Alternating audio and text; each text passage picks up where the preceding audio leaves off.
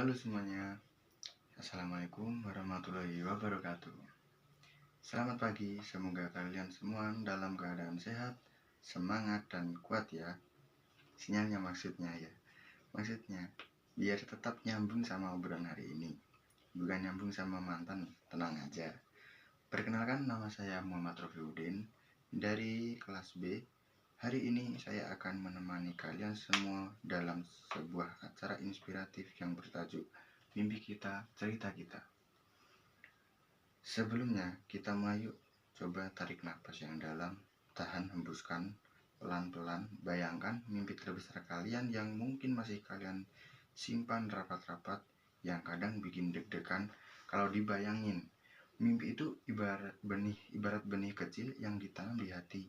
Kadang nggak langsung tumbuh, apalagi kalau banyak kerikil keraguan di sekitarnya. Tapi hari ini kita coba sirami bareng-bareng dengan semangat dan cerita, biar tumbuh pelan-pelan sampai jadi nyata. Jadi duduk yang nyaman, tarik kursi kalau perlu, dan please jangan lupa senyum dikit. Masa dari tadi aku amat kayak kanibu kering. Kita ngobrol santai aja kok, bukan ujian skripsi. Teman-teman, pernah nggak sih kalian ngerasa minder sama mimpi sendiri? Kayak misalnya tuh, aku mah siapa mimpi jadi presiden, mana bisa jadi pengusaha sukses ngerjain tugas saja suka mepet deadline, pengen punya studio musik tapi nabung aja susah. Tenang, kamu nggak sendiri. Serius, hampir semua orang pernah ngerasa begitu. Karena mimpi itu kadang terlihat terlalu tinggi, sementara kita masih jalan kaki. Tapi justru dari cerita-cerita kecil, langkah itu dimulai.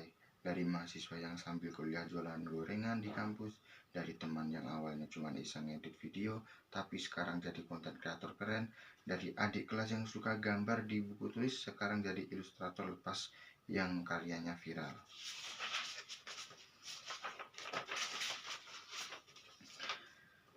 Dan dari kita sendiri yang masih berjuang, walau kadang jatuh bangun, meskipun kadang jatuhnya lebih sering daripada bangunnya. Karena sesungguhnya mimpi itu bukan soal besar kecil, tapi seberapa berani kita memulainya. Kalau kamu nunggu siap baru mulai, ya kamu bakal nunggu seumur hidup.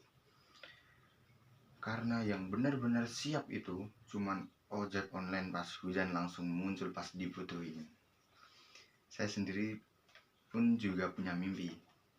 Dulu pengen banget bisa ngomong di depan banyak orang kayak sekarang ini, tapi apa daya. Dulu kalau disuruh presentasi tangan selalu gemeteran, suara bergetar, dan otak kayak Windows error, nggak bisa loading.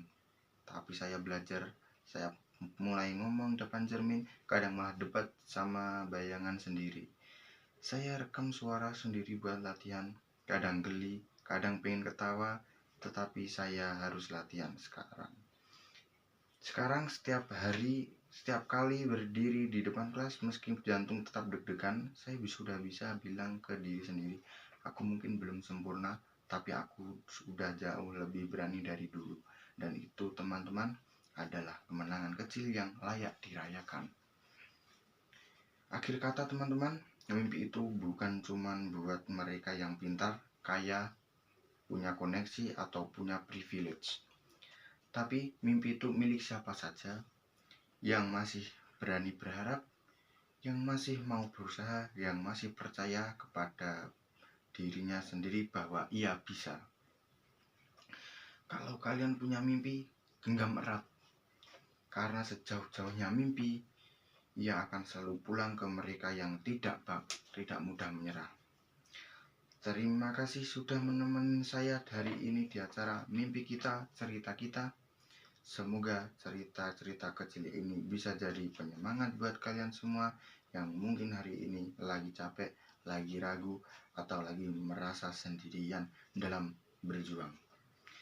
Ingat, kamu lebih kuat dari yang kamu kira, kamu lebih hebat dari yang kamu bayangkan, dan versi terbaikmu sedang dalam perjalanan menuju kamu. Sampai ketemu di cerita selanjutnya. Wassalamualaikum warahmatullahi wabarakatuh.